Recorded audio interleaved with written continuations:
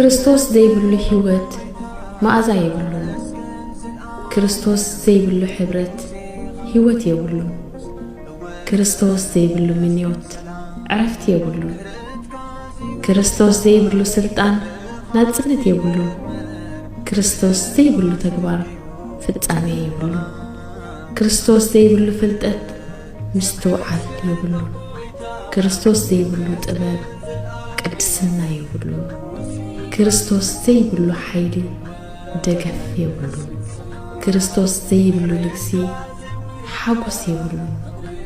ክርስቶስ ዘይብሉ ዓወት ዕግበት የብሉን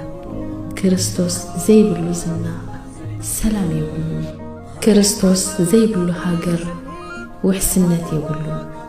ክርስቶስ ዘይብሉ ፍርዲ ፍትሒ የብሉን ክርስቶስ ዘይብሉ ምንኽኻር ሓድነት የብሉን ንሱ ዘይብሉ ጽቡቕ ነገር ከማን ናይ ገዛእ ርእሱ ጽቡቕ ሓጎስን የብሉን ስለዚ ንዕኡ ምድላይ ናይ ነፍሲ ወከፍ